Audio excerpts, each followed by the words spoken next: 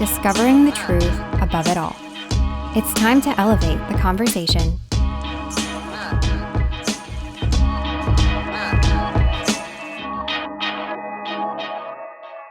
Hey everybody, I'm Nick, and I'm so glad you're here this week.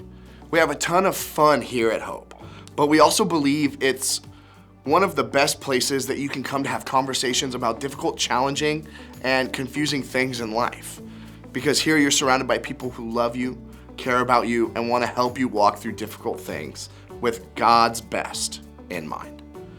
So that's what we're going to do together today. Today we're going to talk about suicide. Now let me just say, if you're someone who is struggling with suicidal thoughts or has experienced any of the things on this list, it's nothing you should feel ashamed of or afraid to talk about with someone that you trust. So please let today be the day that you open up to an adult who you trust for the help that you need. I understand that this is really difficult stuff to talk about, and we probably have a lot of questions when it comes to suicide. Well, another thing that we value here at Hope is being able to ask those hard questions. Unfortunately, there's no simple answers to any of our questions.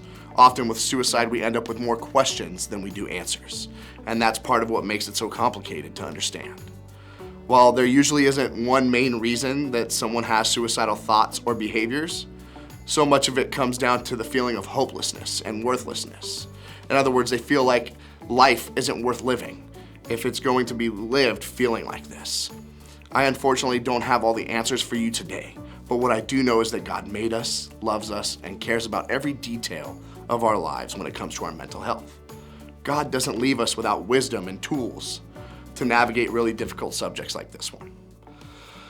God really does care about what we're feeling. And you may be asking, how do I know?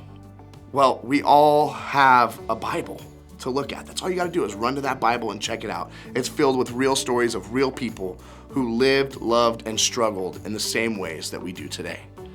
Thousands of years ago, there was a guy named David who walked through some really hard stuff in his life. I think we can learn a lot from him when it comes to conversations like the one we're having today. As a young boy, David wasn't really known for much of anything, but God had plans to make David king, which was a pretty big deal. Unfortunately, the actual king at the time wasn't too happy about it when he heard God's plan. David was going to take Saul's place on the throne. Everybody was pumped about it, except for Saul.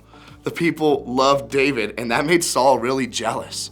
When David found out that Saul wanted to have him murdered, David left everything and everyone he knew to run away to safety. He went to another kingdom for help, but at every turn he was left to deal with it on his own. Eventually, David ended up hiding, alone and afraid, in a cave. Now just imagine this with me for a second. Think how David must have felt. He went from being a beloved future king to a man running for his life. I think if I'd have been David, I'd be feeling really lonely, depressed, and hopeless. Well, in his loneliness and hopelessness, here's what David wrote. The Lord is close to the brokenhearted. Maybe you've heard the word brokenhearted before. It's a feeling of deep and complete heartache. It's when you feel so weighed down by pain or sadness or hopelessness that your heart feels like it's actually aching. No matter how bad David's circumstances were, no matter how hopeless he felt, no matter how alone or misunderstood or afraid, God was still with him. And then he continues to say this. The Lord is close to the brokenhearted. This is so important for us too. When we feel hopeless, God wants us to be close with him. He wants to be close to us. When we feel afraid, he wants to be close to us. When we feel depressed, he wants to be close to us. When we feel worthless, God wants to be close to us. When we feel so much pain or sorrow or sadness that it feels like our heart actually hurts, God wants to be close to us. In our deepest heartache, God is with us, and that gives me hope. Maybe it does for you too. If we're being honest, even though we know God is with us, it doesn't always make us feel better. Finding comfort in God's presence can be really challenging when we feel hopeless or heartbroken.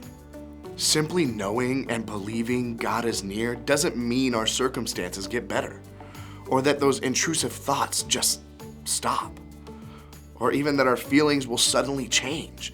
And while God's presence is with us, the most powerful tool we have to fight against the feeling of hopelessness and worthlessness I think it's important that we be honest and say that it doesn't always change the way things are or that we want them to be. That's why I think in this next part of what David said is so important. He said, "The Lord is close to the brokenhearted. He rescues those whose spirits are crushed." We want every person here to have a next step. If you're struggling with suicidal thoughts, start here. First, identify your thoughts.